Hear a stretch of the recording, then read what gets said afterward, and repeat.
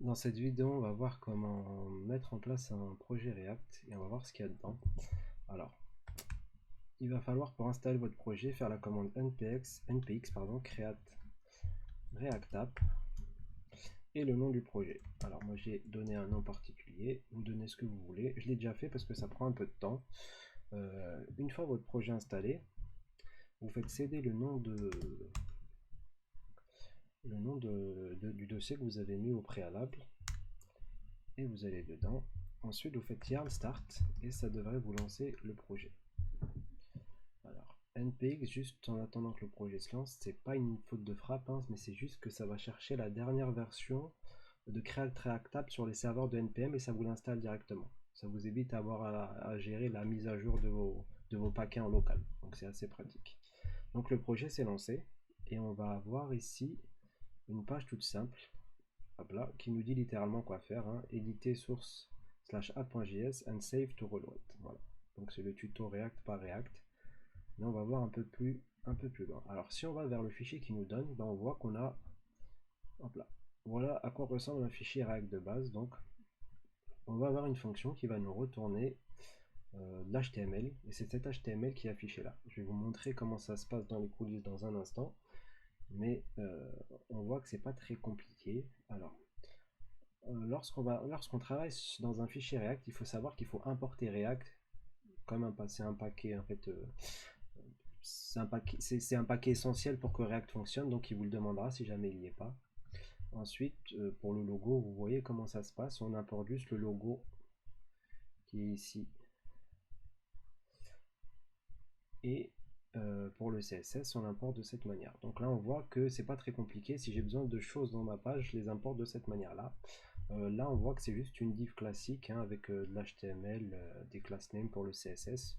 Le CSS, je vais vous montrer à quoi il ressemble. Voilà. Donc si vous avez déjà fait de l'HTML CSS, vous ne devriez pas être trop perdu par ce fichier-là.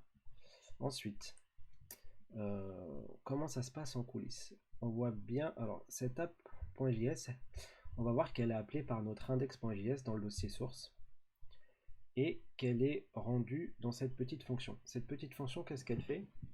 Elle va choper notre application et elle va la rendre dans une page HTML.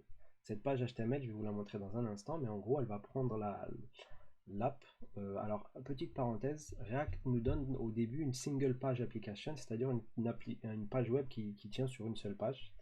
Et si jamais on veut élargir nos horizons, faire une application avec plusieurs pages, ça va se passer avec un paquet qui s'appelle React Router. Et on verra comment faire dans les leçons suivantes. Mais en gros, voilà comment ça se passe. Ici, cette fonction va aller injecter votre application dans une div qui se trouve ici, dans le dossier public, dans l'index.html.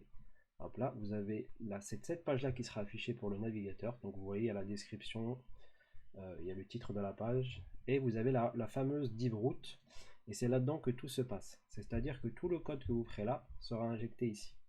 Voilà comment React fonctionne, et React est aussi populaire aujourd'hui parce que cette façon de faire de React est ultra rapide. En gros, ça se base sur des technologies, on va dire, je sais pas comment vous expliquer ça, mais en gros, la technologie utilisée fait en sorte que React va faire une différence entre ce qui change dans son DOM virtuel. Car en fait, la particularité de React, c'est qu'elle va faire un DOM virtuel et elle va faire des comparaisons avec le DOM réel. Le DOM, pour ceux qui ne savent pas, c'est c'est ce qui est c'est ce qui compose une page HTML. Donc ça, tout ce qui se trouve entre l'HTML, on va dire que ça s'appelle le DOM. Et ce DOM, et en faisant la comparaison entre le DOM virtuel qu'elle crée ici et le vrai DOM, elle va faire des changements uniquement des composants qui vont changer, c'est-à-dire des choses que vous avez modifiées à l'écran, ce qui va rendre React ultra rapide. Si vous avez un peu de mal à comprendre, c'est pas grave, vous verrez au fil du temps que ça sera peut-être plus clair. On fera des leçons aussi pour savoir comment faire des, de l'optimisation. C'est à ce moment-là que ça sera peut-être un peu plus clair pour vous. Voilà pour la présentation de React, il n'y a pas grand-chose à voir. On peut peut-être regarder aussi le package.json pour ceux qui ne savent pas ce que c'est. C'est là où sont listés tous les paquets que C'est là où sont listés tous les paquets que votre projet a besoin, dont votre projet a besoin, pardon. En gros, pour que votre projet fonctionne, il y a React, React DOM, des choses qui sont, on va dire, essentielles à React, et vous pourrez rajouter des choses qui seront essentielles à votre projet.